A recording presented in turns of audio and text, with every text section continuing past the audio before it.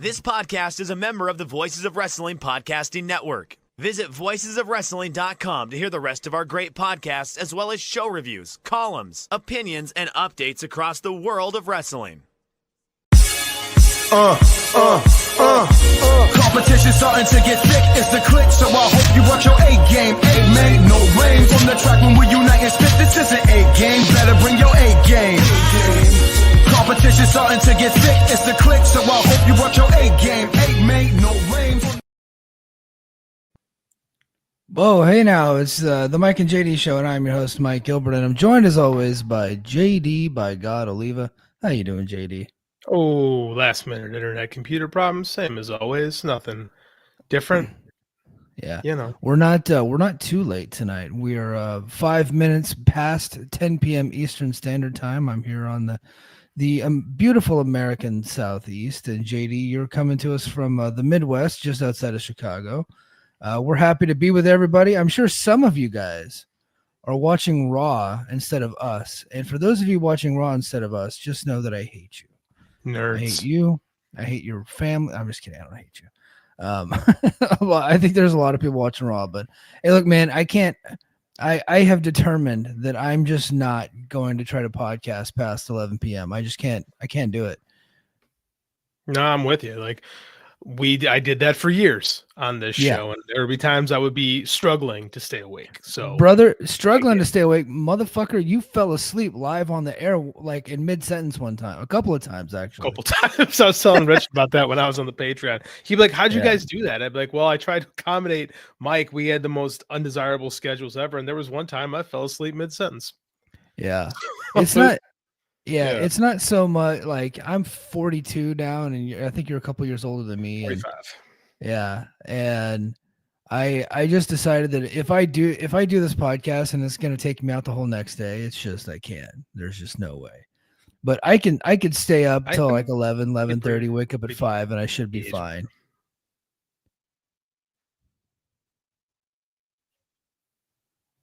You there, JD? You cut out for a second. I'm going to phone. I'll be back. All right, JD will be right back. All right, so here's what I'm going to do. I got a chance to check out Wrestledream over the weekend. It was a good show, actually. It was a really good show. They had a little over 6,000 people there. There at one point in time, it looked like they weren't going to get past 4 or 5, but they had a late surge. I'm sure that they hooked up WrestleTix. They had some more sponsors. They probably did some giveaways, did some BOGOs, just hit the ground. They made sure that they got enough people into that building, and where it looked really good on television. So good for them. I think there was a lot of people on watch, making sure that they beat Bound for Glory, because they're in this imaginary competition, which I'm probably a part of. I think I'm one of the guys like stoking the flames on that one. Bound for Glory, though, they it come out. WrestleTix did their final count. They were a little over 7,000, and Wrestledream was a little over 6,000. I don't have the final numbers in front of me. That's the count for the two shows. So pretty close. Bound for Glory edges them out by about 1,000. Now, I will say I am really skeptical that they had 7,800 in the building for Bound for Glory. In fact, WrestleTix says they only sold is a strong word, distributed a little over 7,000. I get the feeling that about 10 to 15% of those were comps, which that's not even a bad thing. Like, I don't think that's a big deal at all. I think that for TNA, that's pretty smart. Just you got to get people in the building, and you got to get your product in front of as many eyes as possible. And I bet, I'm willing to bet that if we looked at the books, that Wrestledream did something similar. They just didn't get more people than Bound for Glory. I think TNA was just determined to get a shit ton of people into that building, and they did. They did a great job, and then Wrestledream did a good job of getting people. Now, keep in mind they have about 100 times the budget of a TNA. so I think that's where TNA fans can hang their hats. Like, look, TNA doesn't have any money, and yet they're still pulling shows like this. And then AEW fans will be like, well, they are, it's all WWE. It's not TNA. Well, actually, it's a little bit of both, but I think a lot of it has to do with the Hardy Boys, which is why they did so many, they distributed so many tickets to Bound for Glory. Oh, let me see. There. Okay, JD's back. So JD, what I'm going to do is I'm just going to run down the Wrestledream card. Joe and Rich already reviewed it, and I'm sure a lot of people have already heard Dave and Brian review it, and all the other reviews were a couple days behind. But I'm gonna go over the card real quick, and then there's some controversy, believe it or not, surrounding Wrestledream. Yeah, surrounding Wrestledream. So, all right, match number 1: Death Riders, Claudio, Daniel Garcia, Pac, and Wheeler defeated Roderick Strong and the Conglomeration. Did you see the Conglomeration's new music video? The little like 90210-esque intro piece. I did. It's Wrestle House. It's 100% Wrestle House. It's Artie Evans works there. Now I can't sit here and tell you I know who produced the music video. It could have been RJ City or somebody, but as soon as I watched it, I was like, it's Wrestle House. They, of all the things to take from TNA, they took Wrestle House. And they even presented Tomohiro Ishii as Big Tom, and Wrestle House had Big Tom too. They had Big Tummy Dreamer on Wrestle House. So the one thing I'll say for the Conglomeration is it's just an intro video. It's just their it's not like an actual skit on the show, right? So I mean, but I'm trying to manifest it so I can have something to make fun of. Please don't manifest that. Those were awful shit. Those Wrestle House, terrible. Yeah, I actually posted the intro video to Wrestle House on Twitter, and I said, look, if you guys think you can get to me, just know I went to Afghanistan twice, and I used to review this shit back in the day for Fight Game Media. You can't get to me. I've been through some shit. I have never been to Afghanistan, but I too reviewed Wrestle House, and it's so funny. Like we talked back in the day, we talked about that's how the show actually got together. It was actually Kenny Omega showing up on Impact, right? And I will still maintain because they had a ton of viewers for those Impacts when Kenny first showed up, and they were greeted to some really bad pro wrestling, including Wrestle House. And I'm pretty sure that is one reason why a lot of AEW fans did not come back. Of course, that was a different kind of AEW fan back in 2021. Now we like shit. Now we like garbage. We like Max's varieties of ice cream. And Anyway, Death Riders won. Eddie Kingston and Hook defeated the Frat House, whoever the fuck that is. Harley Cameron and Willow Nightingale defeated the Top Gods, Penelope Ford and Megan Bayne. Just like Harley and Ivy. I appreciated that. Hey, Megan Bayne and Penelope Ford, don't they have something very unique in common? I don't know where you're going with this. Jelly Nutella, as Jim Cornette would call him, Joey. Yeah. Okay, you're so right. Joey, and then I'm Rob from Rob. Oh God, what's his last name? He's the guy from he does the Figure 4 Online stuff. Rob, funny guy. I just can't remember his last. Wanska, something like that. Yeah, Wanska. Yeah. He said that Penelope Ford, Megan Bayne, and Brandy Loren should start a faction in AEW, and because I made a comment about Brandy Loren, I was like, where has she been? I was like, did she really get murdered by Sue Young? Because they had the whole skit in TNA back in the day. I do. And then I was just like, what? I was like, why would they do that? So he DM'd me. He goes, you don't know? And I was like, I started thinking, it was like, oh, Joey Janela. And it's like, so now I think what we need to talk to Dave, and we need to have a write-in section for the Wrestling Observer Hall of Fame. And I think I'm going to write in Joey Janela just for the conquests. The greatest ass pullers of all time. I think you got to put CM Punk up there, right? His body count list is impressive, but I get Punk. I don't get Joey Janela in the slightest. He must have family money or something. There's something going on with that guy. There's something like that guy's. He's packing something. I know that guy's list. Like you look at the dude, you're kind of like. Then you look at like his capabilities, and I have to give credit where it's due, man. Like banger after banger, if you so to say, you know. So we'll go to the first controversy of the night. It was FTR versus Job Speed, Speedball, and Kevin Knight. Now they started the match on the pre-show, but they couldn't get it done in time. And so they bled over into the pay-per-view and they finished the match on the pay-per-view. That's Which a bad thing. I thought that was no, awesome. that is awesome. In fact, it was so like TNA did it last month at Victory Road. Like it's That's a great idea. Like, and I thought it was clever then, right? Yeah. So they did it with the system in the order 4. They had an impromptu match that started on the pre-show and finished, or they started a brawl on the pre-show and then it bled over into the main show and then like they did it there. No, but I'm the only one that watched that show, so I'm the only one that knows that.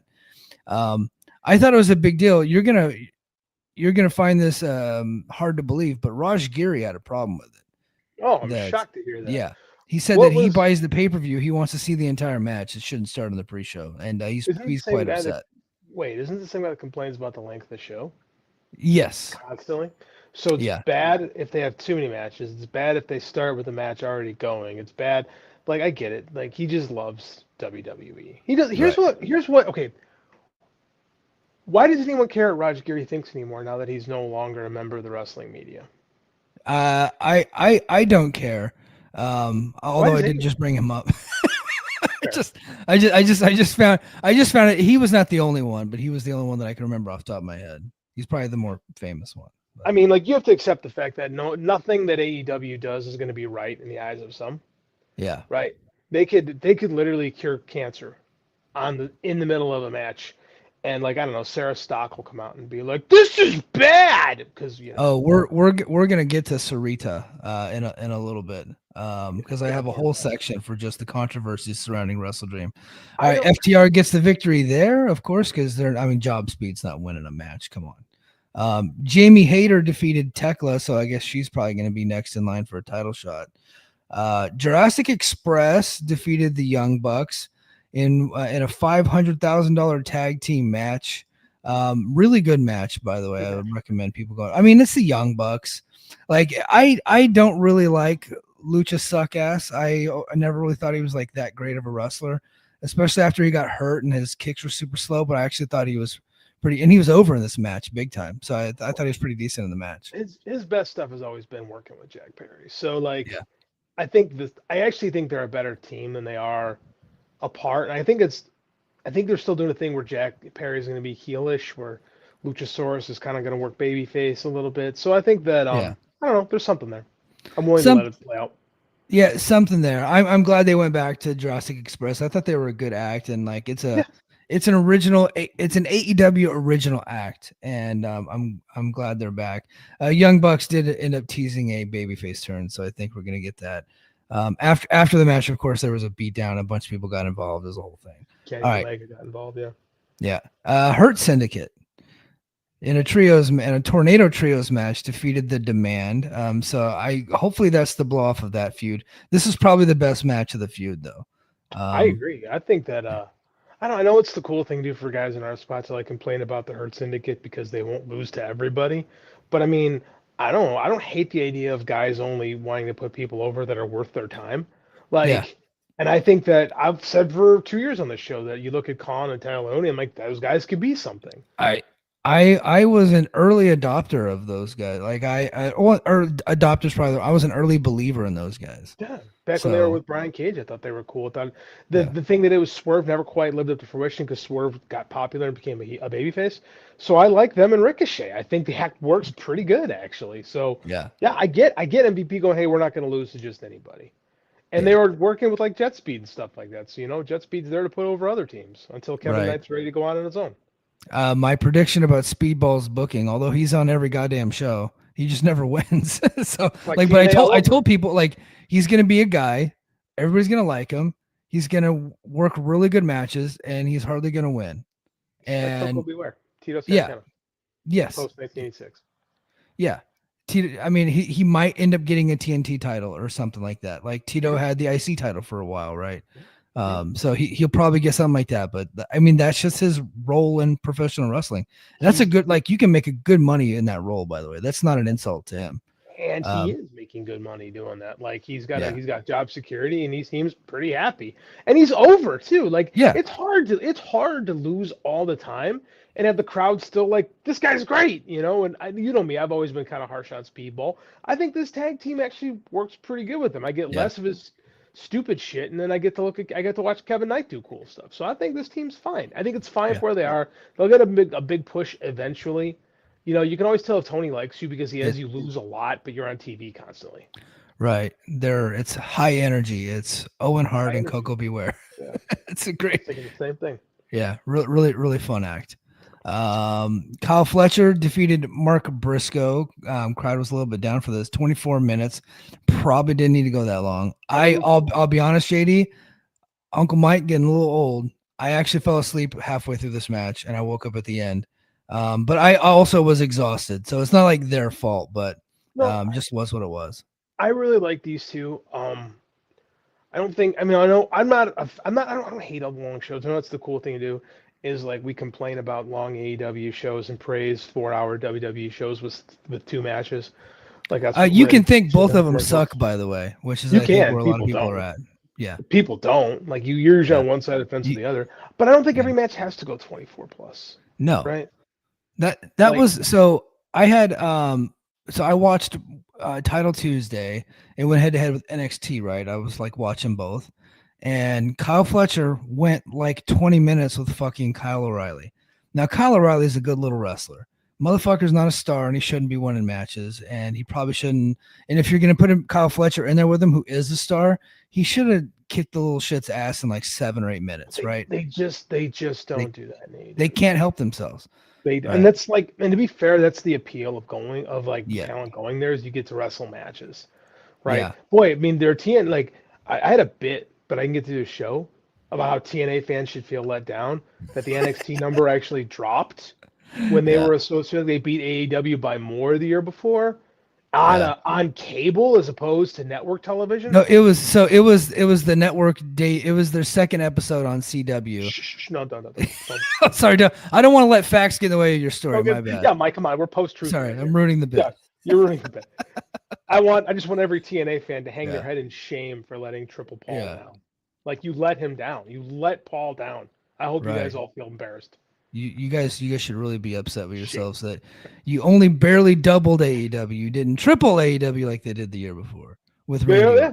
And AEW this year had Max. So I mean, like, the number was higher. We're never gonna know how much higher. Well, Max is probably at a million. I mean, we don't have the number, so we can just say whatever we want. Whatever we want. We shouldn't say that because that's our friend. Like, I'm not making fun of BJ. I'm making fun of like AEW fans. I mean, like, you say whatever number you want, and then like you win. I'm gonna guess it was more than 5. Yeah. You know, I'm gonna guess the number was higher than 5 people. But still, like, I think TNA fans should be ashamed of themselves. How dare you, TNA fans? You need to do a better job of supporting NXT letting against the enemy. Like that. Yeah, Dave said that that Tony Khan is TNA's enemy now. So they should do better. Dave doesn't help with these tribal things, by the way. He stokes the flames a little bit because nobody in TNA actually thinks that.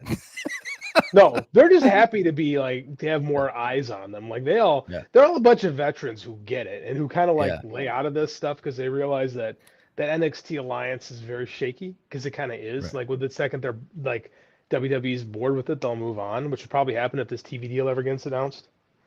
Yeah. Well, I got a TNA section coming up. We'll talk about that. Let's try to get through these results. All right. Statlander defeated Timeless Tony Storm by pinfall. Mercedes Moné defeated Mina Shirakawa.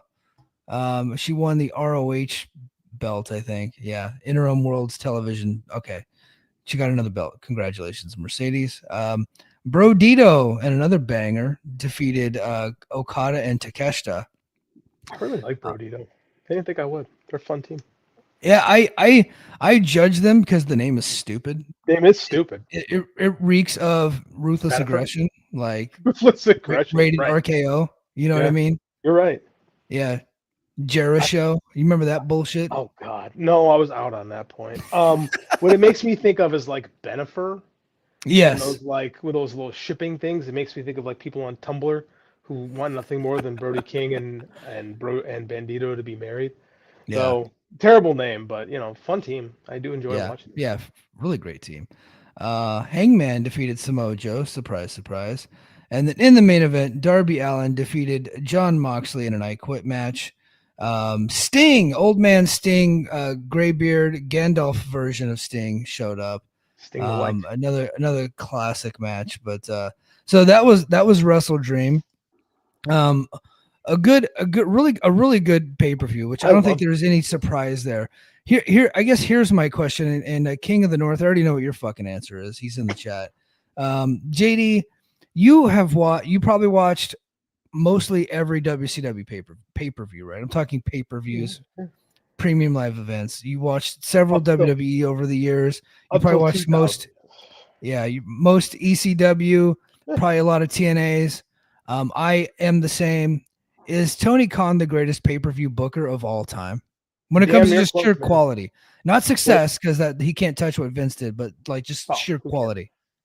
Yeah, man. As far as just putting on good shows, like I don't think Tony Khan, I don't think AEW's had a bad pay-per-view in well over a year, and a bad AEW pay-per-view is still better than like the average all-time pay-per-view, right? Like most pay-per-views are really like if you go back and watch WWF pay-per-views from the 80s, none of them are very good. Like there's like a decent match or two on each show, but there's not a lot of great shows. Like just go back and watch them. Like watch Survivor Series. There's not a decent Survivor Series to like 1994. Like that I might be making up the year on that too. Like some of the Crockett ones are good, but there's a lot of bad WWF pay-per-views over the years. There's a lot of bad in all of them. Tony Khan, what he did, and I think King makes a good point here. He said Prime Gato is still better than him, but between AEW and TK era Ring of Honor, wow. So here's my thing. I think what Tony did is he brought New Japan style big shows to America and tried to do that. Where in New Japan, you know, they had a couple of matches that were like comedy stuff on the undercard and on the pre-shows and stuff. Yeah, no match. Yeah. So like it's usually like the first hour of every New Japan show is pretty skippable. It's like tag matches and yeah. So and then after that, like it's 6 5-star matches in a row, and Tony Khan brought that to America. The trouble with that is that Gato never had to book week-to-week TV. Yeah. So I don't know how great. And by the way, Gato sucks right now. So I mean, like, you know, I haven't watched New Japan in a long time because of it. But I think that it's hard. I'm almost to the point where I'm like, do I even bother watching Dynamite week to week anymore? Like, I find that I'm not enjoying watching the Dynamite TV show anymore. But the pay-per-views are always great. So I'm like, I'm knocking on the door starting to treat this like WWE, where I just ignore. And I don't watch WWE at all anymore. For a long time, I just watched pay-per-views. Especially when you had the network and it was free it was $10 to watch 1 to 2 pay-per-views a month. I'm to the point now where I'm like, do I just do that with AEW? Because I don't enjoy week to week AEW, right? Like I thought the Samoa Joe Hangman thing was until I saw the main event or the title match, and I'm like, holy shit, Ops turn on, like that was great stuff. So well, it was a really good match that I didn't care about. Right, which is kind of where I'm at with a lot of AEW matches, like Kyle Fletcher versus Kyle O'Reilly, a really good match that nobody fucking cares about. I have this crazy concept. I almost wonder if Tony should give up booking Dynamite because I don't think he's great at booking week to week television anymore. I think he's getting. This is weird. Like people, Tony can't tell a story. No, I don't know if I buy that. I think he does a really good job getting pay-per-views. I think he's really good at booking. And right, the idea of booking. There's a comment I want you to pull up later. Yeah. I'm sure you want me to present that comment. We'll get to it. The idea of booking is actually putting the shows together. And I think he's a good booker. I don't know how good a storyteller he is, especially when it comes to week-to-week TV anymore. So I almost wonder if that is something he should just like lean out on. Now that being said, I don't know who would take over week-to-week stuff. Right. That and that's the problem. Like who do you get? I'm with you. I went years with never skipping a Dynamite, and here lately I kind of watch certain segments and I try to get through a full Dynamite, but if I don't, I'm like, okay. But the pay-per-views I just never miss because the pay-per-views are can't miss. They're incredible, and I almost feel like I'm looking at it like I look at UFC or WWE, where I don't need the weekly show. Like UFC, I don't need to see the UFC fight nights, but the pay-per-views, like I always tried to watch a little bit of those, or at least the main event. With AEW's, the pay-per-view is so goddamn long. It's like a mini series. It's like 2 Scorsese movies. And you could really get your fill. You could watch it over the course of a few days, which is what I did do. So you can watch it over the course of a few days, and like you've gotten your fill of AEW for a while. You don't really need to keep up with the weekly TV show anymore. But I feel like that about, I feel the same way about TNA. If I didn't have a TNA podcast reviewing Impact every week, I certainly wouldn't be watching that show every week. I'd just be watching, they have monthly shows that I could keep up with, and YouTube clips and here and there storylines. I don't need the weekly show for any promotion right now in the US. If AEW did like remember WWE Mania? Yeah. Back with Todd Pettengill. Like a wraparound show. Yeah, if they had like a wraparound show like we used to have when we were kids, where I could just catch up on everything on YouTube for like 40 minutes a week, I would just do that. Because there's so much stuff on Dynamite that I just don't want to sit through. Like last week's show, I really liked the Jon Moxley, Darby Allin thing. Like those two have amazing chemistry. Like the prison, it was very clearly like a ticket window, but they made it look great. Like I was really a big fan of that. And the rest of the show was I don't remember what happened. It's very forgettable. Yeah. So I think they need to rethink. I think Tony needs to rethink what his weekly TV show is and how it's done, because it's not working for me. Yeah, no, I agree. But Wrestledream was a really fun show, but it did have some controversy. It drew criticism for his excessive runtime. So these, I understand. I get the people that are saying that the things are too long. What I don't get is being mad about it. Like David Penzer said, this is unacceptable to have a show this long. And I tweeted him and I'm like, Dave, I get it. I don't like shows being too long either. I went to go see Killers of the Flower Moon in the theater, and that was the worst mistake I've ever made in my life. Too goddamn long, right? The Irishman, way too long. I get it. It's a mini series. However, their fans are like into this stuff. They want these 5 to 6 hour shows. They love it. And if that's not you, then that's not you. Don't get mad about it. And I said the only way I would be mad about it is if I had to go live afterwards, which I did do one time, and I've vowed never to do that again because I'm sitting there getting angry during a really good triple threat match where I'm like, goddamn guys, somebody pin somebody. You guys are kicking out of every goddamn thing. Like, I get it. You can't be held down for more than 2 seconds unless you get shot. Hurry up, right? And I was getting mad. But if you're just like, okay, you can take it or leave it, like, why would you get upset? I just don't understand it. Well, David Penzer even walked his comment back because maybe I want to maybe unacceptable is the wrong word. Like, and I get it. He's a TNA soldier and you have to carry triple calls. They fired his ass, so I hope he wouldn't be a TNA soldier. He still is. Like he's like Jimmy. He's like their Jimmy Corderas. Like Vince McMahon could take a shit in Jimmy Corderas' mouth and he'd be like, "Yum yum, sir. Thank you very much. I'll defend your product." Maybe he's the same. Maybe he's hoping that Mackenzie Mitchell will get fired, but unfortunately for him, Mackenzie Mitchell, outside of one racist thing she said on air, she's doing a really good job. Did you hear about that? I did not actually. Oh, okay. Like it was their first live Impact ever. Or in years. I don't want to say ever. The first live Impact ever. She's brand new to the company. Xia Li, she's from China, right? She's not making her debut, but she's been around for a little bit, and her name is Lei Ying Li now, and she's from Chongqing, China, right? And Mackenzie Mitchell says from Qingchong, China, Lei Ying Li, and it was like right out of a John Hughes movie in 1986. And I'm sure she didn't. I'm sure she just got Marvel mouth. And I'm sure she did not. That. And what's even worse is the TNA Twitter account queued that clip up right away, and everybody started roasting her for it, including me. Like you're kidding. So BQ on his show, every time he talks about Lei Ying Li, he always plays that clip. It's like, terrible and hilarious at the same time. No, I don't know if you don't. In this economy where everything is really fucking expensive, I think that they're trying to maximize their dollars. And here's the thing too: you don't gotta watch. If those shows bother you, at this point, we're 6 years into AEW pay-per-views. We're gonna go long.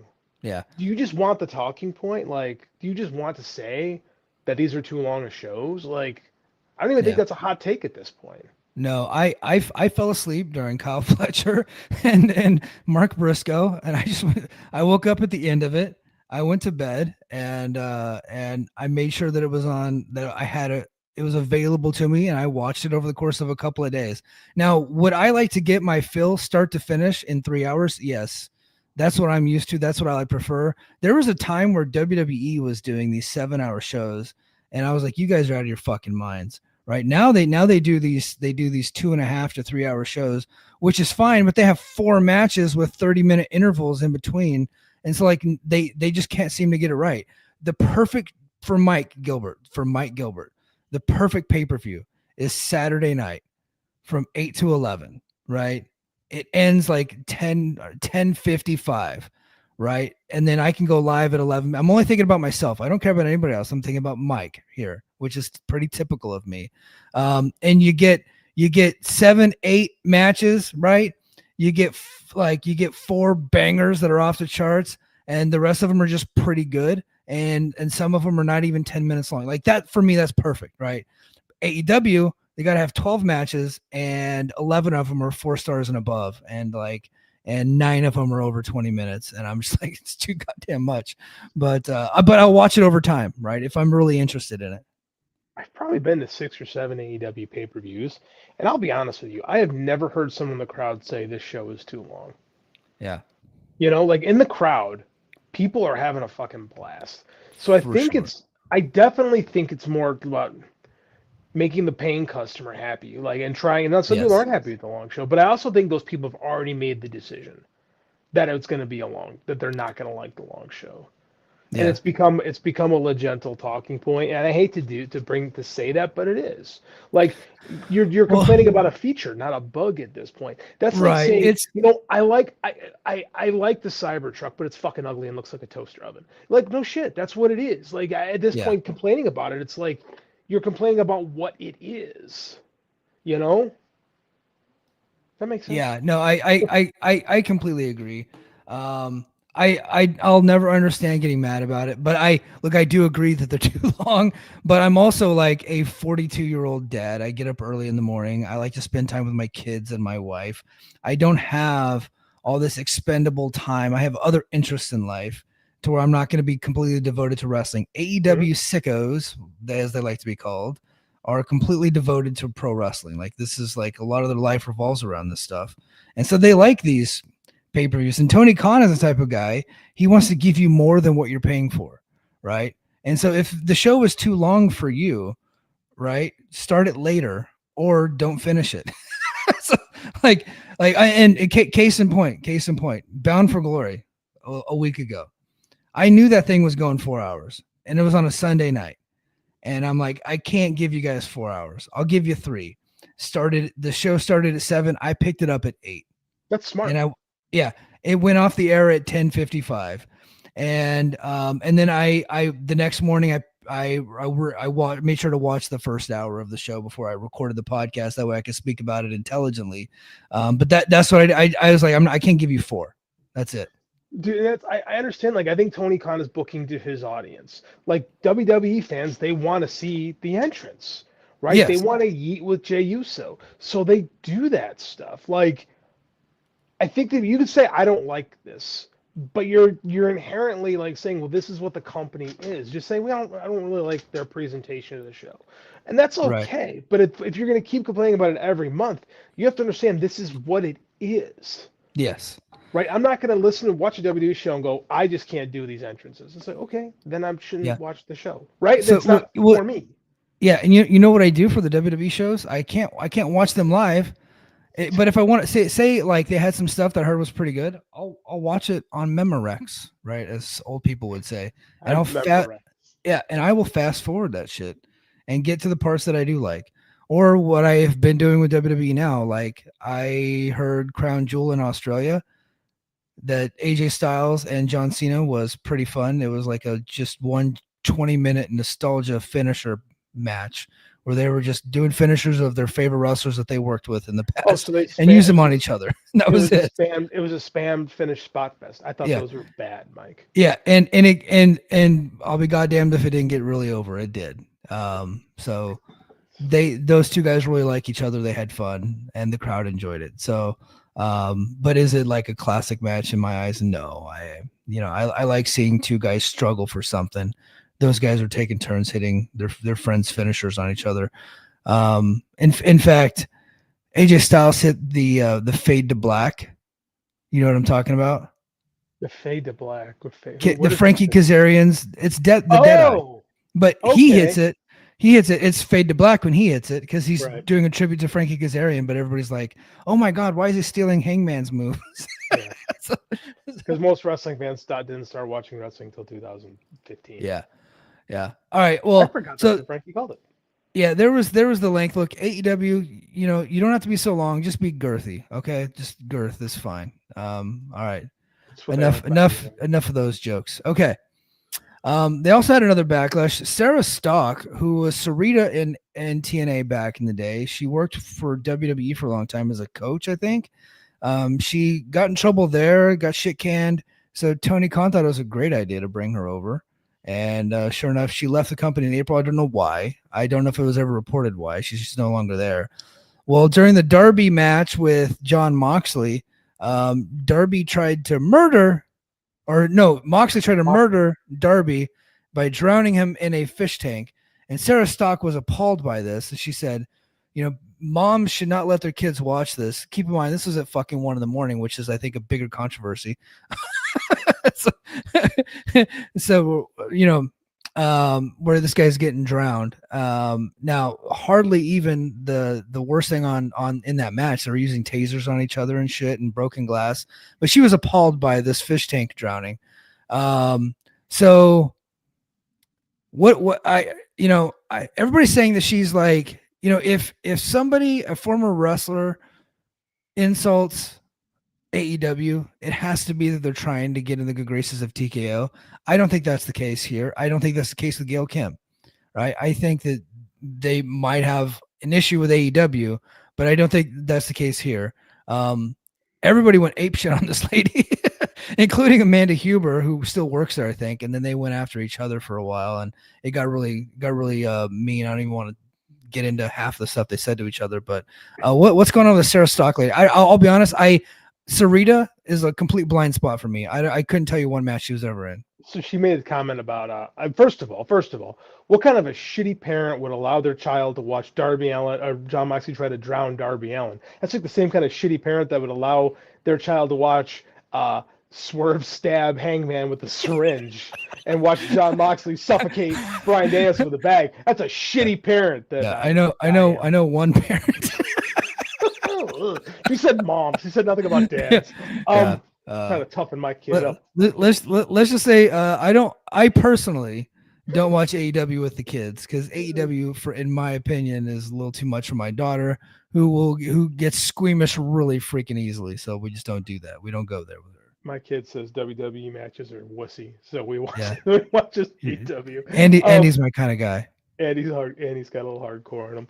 So yeah, I mean, like, to each their own with parents. But you're right. It's not after midnight on a pay-per-view, right? Yeah. If you let your kid watch that stuff, you have problems.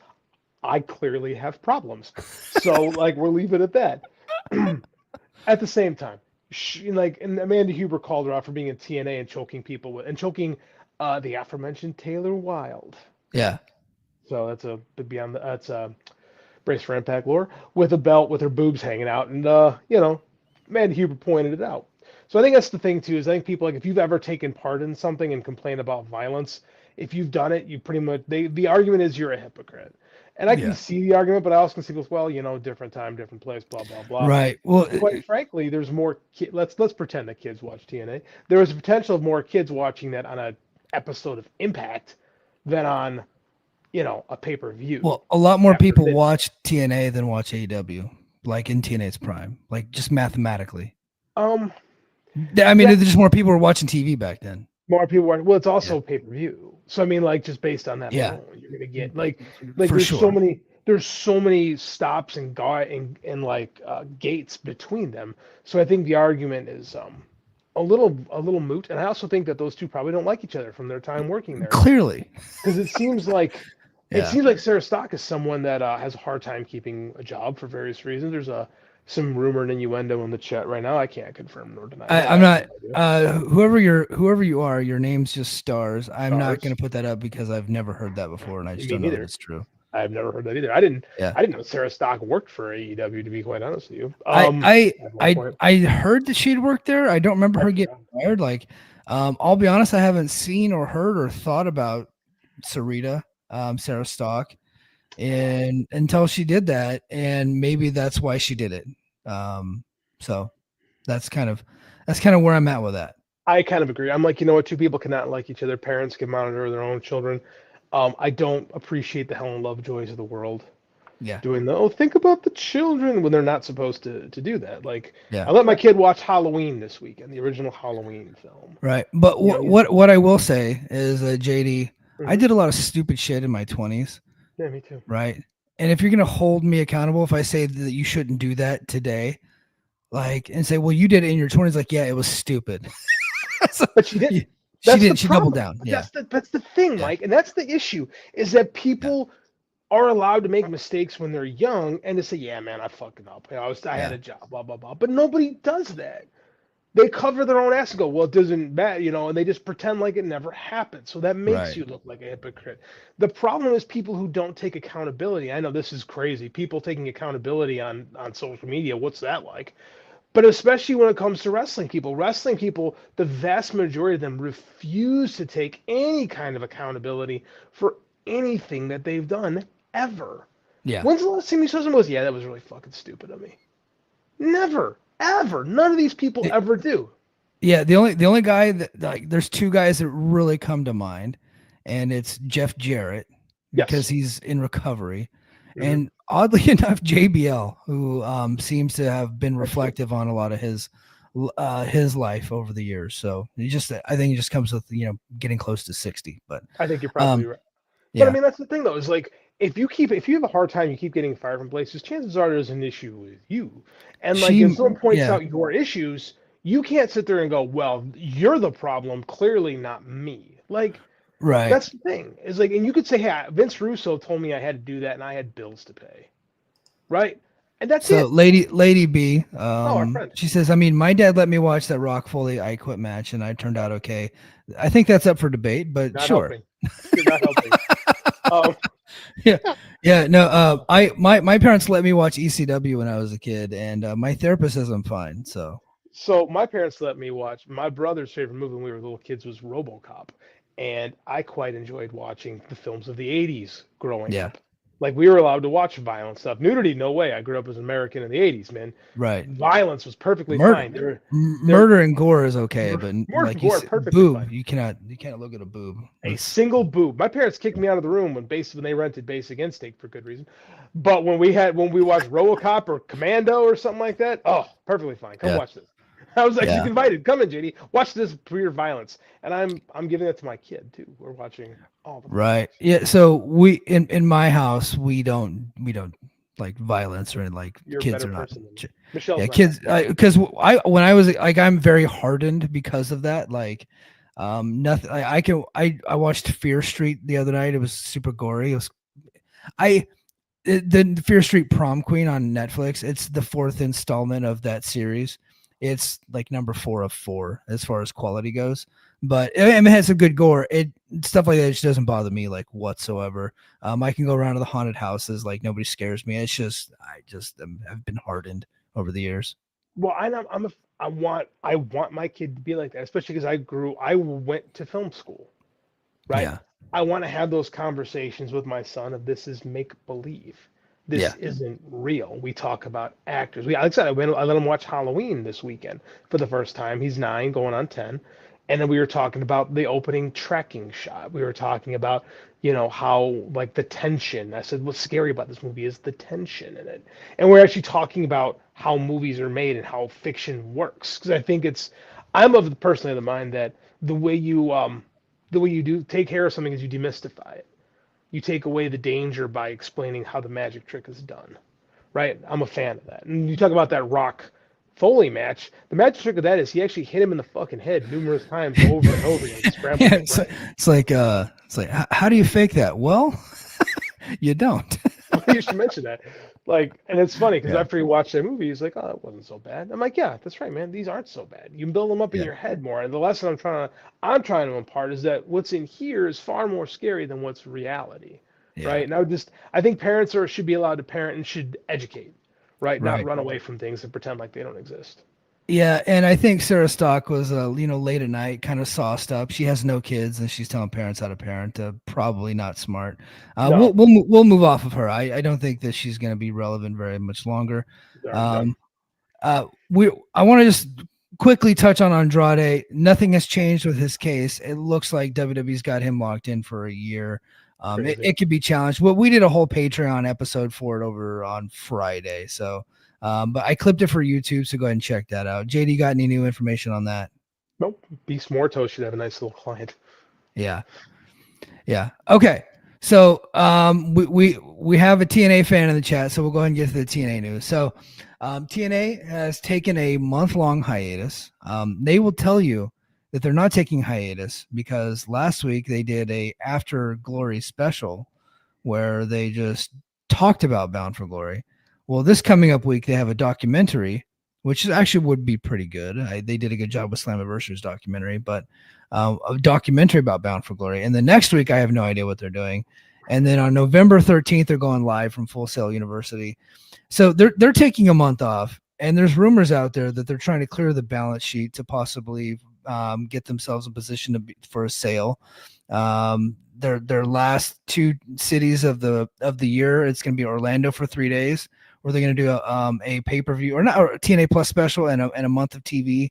And then they're going to go to El Paso, Texas, where they did really well. I think they did like 3,000 to 4,000 a night earlier this year, where they're going to do another like Final Resolution, and they're going to do a month of TV there, so 3 nights in a row, which is a good way to save money. The TV deal appears to be ready to go. An announcement coming up soon. Looks like it's going to be CW. Night of the week up in the air. I don't know what that's going to look like, but it should be starting in 2026. So there's a lot of reasons there. Rumors abound as to why that they're doing this. I can't understand coming off of that. Bound for Glory, as far as like quality show, I wasn't a fan of it, but WrestleTick's final number was over 7,000. They did a pretty good job of putting people in that building, and it's one of the biggest shows they've ever done. And for them to take a month off after that is kind of weird. I'm skeptical on a lot of things with all this, to be quite honest with you. I understand going dark if you had a TV deal to announce and you're going to come back on the new network and stuff like that. Agreed. I'm skeptical. I'm skeptical on why you didn't make that big announcement at your biggest show. I'm skeptical that. I'm not saying it's not going to happen. I'm just like, I think they've allowed for enough wiggle room to make people kind of pause, because we've had moments specifically with that network that have come up and things have kind of fallen through, especially because there was so much smoke around the idea of them announcing the TV show, right?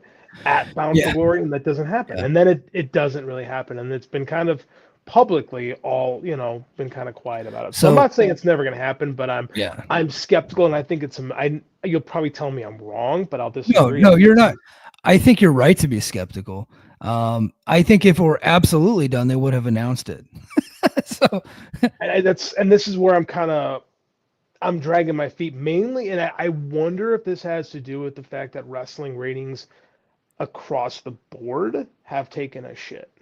Yeah. And you can say it's the new Nielsen, but the way the new Nielsen makes an already sketchy proposition of wrestling on TV look even worse of what you're going to spend. So, I don't know. I'm not saying I wouldn't. I don't know about TNA. I'm like, I don't know.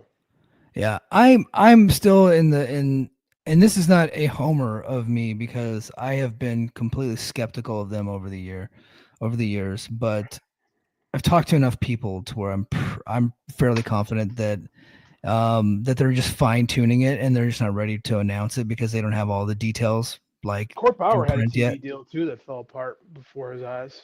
Well, WWE sabotaged that one. WWE is like making sure this one happens. Yeah, but at the same time, like, things aren't. I mean, like, it's like I said, it's not as all as wine and roses as we thought with pro wrestling. I'm not saying they're not going to get a TV deal. I'm not saying that. I think they probably are. I think maybe they don't get as great a deal as they think. Maybe they don't get as great a spot as they think. All I'm saying is, if this was ready to go, I think it would have been announced. I think the fact that it hasn't been announced, and they're taking this big month off, should give a lot of fans reason to pause and wonder what's going on over there. Yeah, I think that's completely fair. I don't disagree with anything that you're saying. That makes total sense to me. I, historically they wouldn't make those announcements at like the pay-per-view. They would just release it to like the Hollywood Reporter or Variety or something like that. And that's what they've done in the past. That's what WWE has done. Like they didn't like come out on a pay-per-view and say, okay, and we're coming to Netflix in January. They released it to like Yeah, the difference is people like give it like Mike. The difference is the Hollywood Reporter and Variety would give a shit about WWE. They're not gonna about TNA. And we well, get the I would that agree they're with you, going to. JD, if Variety wasn't the one that broke the story that TNA got onto Access back in the day, right? Like they have enough sway to be able to get on that, and especially if it's CW, like that's a big enough deal. And look, Variety is just a PR publication, right? So It is. if you're working with CAA, which is what they are, like that's the agency that's brokering this deal, they can get them into Variety and the Hollywood Reporter, and they've covered them before. Or they would, John Alba would put it in Sports Illustrated for sure. Again, I'm not saying what you're saying is wrong. I'm saying taking a month of not doing anything and to tell your Oh, hardcore fans what's going on is a tremendous question yeah. mark. Yes. I think taking a month off of television is ungodly fucking stupid, which is why the That's not rumors are, personal. yeah, which is why rumors are out there that they're clearing off the balance sheet trying to get to a sale. Now, I don't know if that's going to happen or not, but there was the Lorenzo Fertitta rumors that were out there for a while. Those kind of died off. I don't know what's going on with that. So, Yeah, again, these rumors like will start flowing. Remember, Vince was selling to the Saudis. Like stuff yeah, gets leaked for reasons, and like oftentimes the leaks don't really click. So, and that's just been the things with wrestlers. We thought, oh, this is going to happen here, and then it doesn't. Specifically, where it comes to WWE stuff, like nobody had Raw to Netflix, right? That came out of right. nowhere. Yeah. Again, I'm still confident, but if this whole thing blows up, that wouldn't shock me either, because I've been covering this company long enough to where like I kind of almost half expect that to happen 9 times out of 10. All right. Oh, Lil Silver, let me see. He put in a couple comments. I want to get to him. He always supports us. He says, "I think it's a good thing they're taking time off, so superstars can recover." Brother, they were working indies the entire time. In fact, Jody Threat just worked Mercedes Moné last night. So they're not taking time off. No one's recovering here. They're all working indies. They're just taking other bookings. No one at TNA is making enough money to do nothing when they're not doing anything. The only people not doing nothing are the usuals, Moose and Eddie Edwards, because they're the ones making None of all us the get money in the paid. company. Yeah, not everybody else is. Yeah. All right. Next, we got a couple more stories, and we're going to get out of here. We're actually getting close to the time. AJ Styles confirms retirement plans for 2026. So he says 2026 is his last year. So he's doing his retirement tour. Would be cool to see him do a match in TNA. I don't know if that's going to happen, although they did let him go to Noah at one point. So I that is possible. But yeah, AJ Styles 2026 retiring. I think you'll see him in TNA at least once before it's said and done. Especially with this working relationship, right? I think we need to hear "Get Ready to Fly" one more time. For sure. Chris Jericho edges closer to WWE return. So his AEW contract's is expiring between November and December 2025. He's fueling rumors of a comeback. Sources indicate WWE expects him back for a retirement tour and a Hall of Fame induction in 2026. I think that's from Dave. Jericho's next cruise announcement notably lacked AEW talent, adding to speculation. Tony Khan addressed his future vaguely, while Jericho himself has left the door open. So yeah, I mean, break the walls down at Royal Rumble, right? Is what we're looking at. 100%, and I think it's good because I think it was time for him to go. And Chris Jericho's Yeah. smart enough to know when it's time to go. The funny part is going to be all the people that bitched about him for years are going to be like, "Oh my God, Chris Jericho's back at WWE! It's so amazing." Yeah, Like they're they're deleting their tweets already, which I need to go on there and try to get some receipts just to like throw back in their face. There's a whole like anti AEW account out there called WWF Junkie, and it's like the avatar is fat Chris Jericho. Yeah. And like I wonder what that guy's like, what he's thinking, what he's gonna do now. That I feel bad for him. Don't feel bad for him. He's a hypocritical piece of shit. Deserves whatever he gets. Like, Yeah. fuck that guy. Like, again, it's gonna. So many people are gonna be exposed as being, and it doesn't matter if they're exposed. No. They don't have any pride in anything. And if Twitter, 5 years ago, like what happened in Twitter actually mattered, but Elon Musk has left it such a dusk, hellish pit of despair. Like Twitter now is all just about fucking engagement and porn bots, and like it's a nightmare. There's nothing cool on Twitter anymore. So ultimately, who really gives a fuck? Yeah. Nakamura rumored for New Japan return amid retirement tease. Said it's being discussed as a final opponent for Hiroshi Tanahashi at Wrestle Kingdom on January 4th. With his WWE contract possibly expiring in 2025, Nakamura shared an emotional post after WWE's Japan tour, hinting his career might not be far. Speculation grew after his babyface return on SmackDown. A New Japan stint could allow a dream match, though WWE might retain him for a retirement arc. Some people think that he might have already re-signed and then he's staying with WWE, but WWE would allow this to happen. Then, of course, it's like New Japan's an AEW partner, so you'd have to get Tony Khan to buy off on that probably. And so that's weird. It's just a rumor at this point. I don't know if it's going to happen. I think it would be cool if that was Tanahashi's last match, although it would be nice for Tanahashi to put over one of the young guys on his way out. Who? Like I got a couple things. One, there's no young guy. You're more plugged in with New Japan than I am right now. So I would say Baby Tanahashi. I have a buddy of ours who is pretty plugged in New Japan. Reach out to me and say Nakamura's in play for Wrestle Kingdom. Okay. Would be interesting if that happens.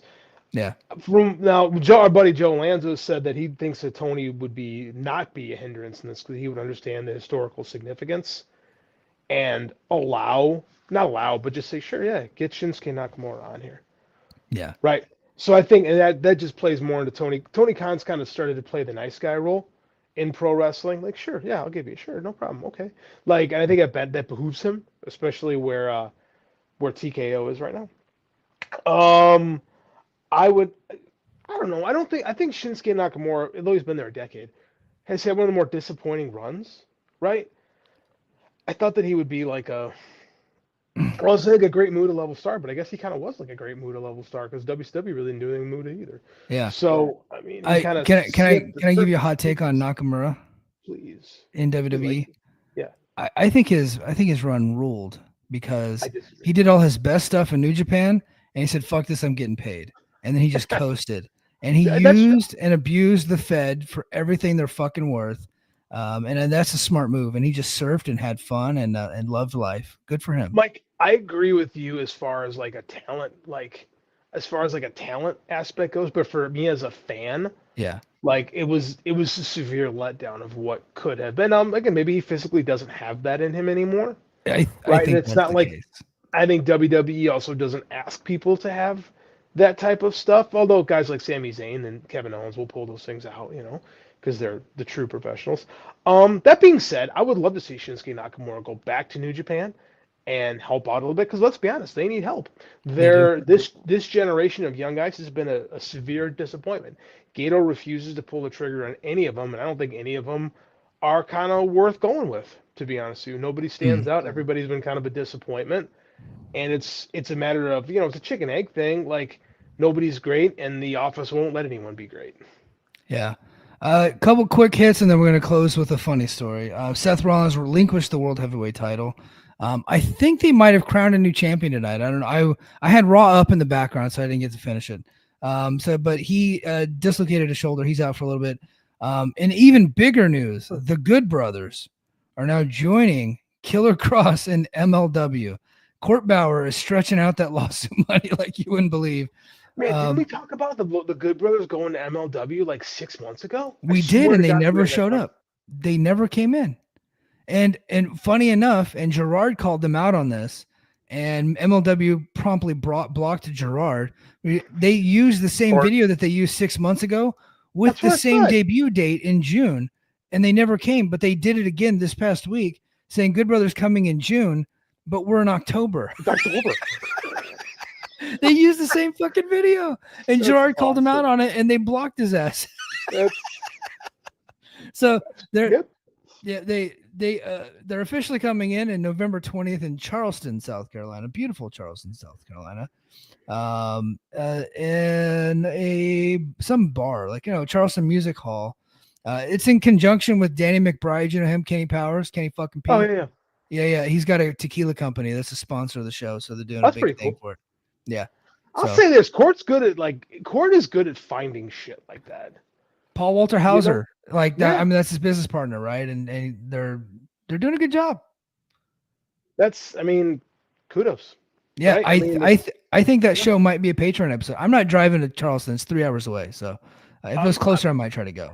I'm just listening to Joe and Rich every week. I keep thinking about checking out MLW again because it's such a low commitment viewing, right? Like they don't Yeah. do the weekly stuff anymore, and I am super interested. I mean, Court's stuff is either kind of cool or fucking awful, and there's like no in between on it. So Right. I am curious. Makes for good content for podcasts. Sure does. Yeah. Sure does. Right. So yeah, maybe we get reinvested in the Major League Wrestling. That's why my Impact reviews are usually pretty good because they have enough good and enough bad for me to have fun either way. Like I'm either getting angry about something or I'm getting happy about something. But it's been Impact for a long time. Yeah. Transferring Heat says it's Jey Uso versus Punk at Saturday night's main event. So there you go for the world title. So probably old Saudi Phil, new champion. Yeah, probably. All right. Last but not least, WWE clarifies their role in using AI with their creative process. So Dave had a story that they had brought in some guy named Cyrus Kausari, who focuses on AI strategy. And at one point, he had developed a storyline for Bobby Lashley where he returns and he just really likes Japanese wrestling. And like, that's his whole new gimmick. That's what the AI bot came up with. But WWE said that they're not replacing their creative team with AI, that they're just using it for other things like continuity, storyline, and stuff like that, which I think would be a good tool if you were to pop in like a format for a show and say, hey, like what's all the repeat stuff? Like, give me, dead time, this and that. Like the AI would work well for that. But if you're having AI generate your storylines, I guess they couldn't do worse, but like that would be pretty weak. Dave's story was so specific that I have a hunch either it's 100% accurate, like they did bring this guy in, or someone was completely feeding Dave bullshit. Right. So Sean Ross Sapp, people say he debunked the story, but he basically confirmed it because if you read what Dave wrote, Dave did not say that AI is booking Raw now, and that's what everybody took. Like they're testing it out, and that was a storyline that it popped out. But he said that they're using AI in their creative process now, which that can mean a lot of things. And then Sapp said that talked to a wrestler, not a creative team member, and kind of confirmed it, but said that it wasn't like replacing the creative team. Like it's not pitching storyline ideas, nothing like that. I mean, honestly, a wrestler would be the last person I would talk to on all these things because like they're the ones kept in the dark the most. Like we always think, well, that person was there, but oftentimes when you're there, you don't hear the things that are going around you. You're so focused on you that a lot of stuff is it kind of flies over your head. Like, I mean, we both worked in places and you hear about that fucking happened at work. I had no idea. Like, that's why I don't know if people who actually are working like not in a creative role are the best people to talk to on these things. Like, I don't know. Like, I think that would it surprise me they were using creative AI to do something? No, it seems to be right in the line of what they do right now. Yeah. Right. And everybody's bringing in AI strategists. Yeah. Right. AI has become a toxic problem that you and I are very bad at fighting against. Yeah. So terrible. They're incorporating it into my work. Like you were using AI now. I have yet to do it. I haven't had a reason to, but there's probably going to come a time where I'm going to upload some type of document and have it summarize it for me. And then I can use that going forward. I mean, it's just the wave of the future, I guess. I mean, it's not even the way of the future. It's just where we're at right now. It's figuring out the role that AI plays. I teach Photoshop, right? So I have to teach generative fill in Photoshop. I have to teach the AI protocols in Photoshop and Illustrator because it's part of graphic design and where it's headed. Like nobody knows where it's headed after that because it's still so new. But I mean, like and then every year I've got a kid saying, I refuse to do this assignment. And I'm like, that's cool, man. I'm glad that you have principles. I used to have principles too. 0. So like, it's a 10 point. I think it doesn't matter that much. But like, and I respect it. I respect every kid I've had to fail on that project for standing for something. And can I tell you a quick story? Sure, please. So I hated science class, not because I wasn't interested. I just was terrible at it, right? And me and a few of the other guys, this is in Missouri, we decided to stand up against science class for religious reasons and just answer that God was in charge of everything. And they told us the same thing you told your student. Okay, that's great. Thank you so much. F. That our stand lasted one assignment. That's how it goes. Yeah. I had one student who was like, I refuse to do this. And I'm like, no, like a couple years, I'm like, no problem. I totally get it. And she got mad at me. I'm like, if someone tells me they're not going to do the Lego guy project because it's against their beliefs to play Legos, what would I do? She goes, you would fail them. I said, yeah. It's a 10-point project. Don't lose sleep over it. Take the F.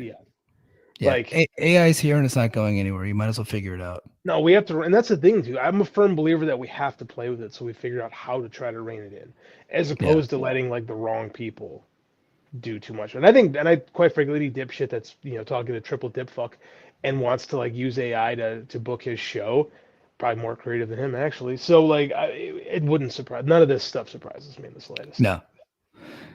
But hey, guys, that's going to do it for us this week on the Mike and JD show. I'll be back on Thursday night. JD, there's no TNA this week.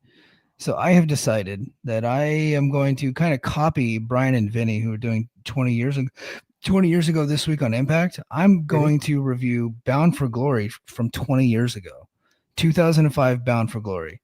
So 2005 Bound for Glory. What is the main event of 2005 Bound for Glory? Would that be Joe?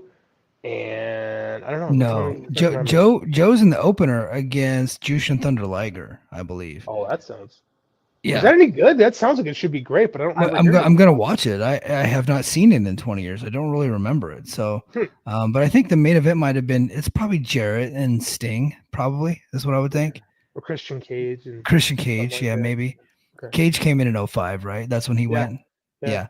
So I have not watched it in 20 years, so I'm gonna watch it and I'm gonna review it. So I'll do, instead of like my normal Impact review, I'm gonna review Bound for Glory as if it's gonna be fresh to me because I haven't seen any of this in forever. So that's pretty should cool, be fun. Yeah. So I'll be doing that on Thursday night, 10 p.m. Eastern Standard Time over on Patreon. But all right, guys, that's gonna do it for us. And until next time, mahalo. Competition starting to get thick, it's a click, so I hope you brought your A game. A made no rain from the track when we unite and spit. This is an A game, better bring your A game. Competition starting to get thick, it's the click, so I hope you brought your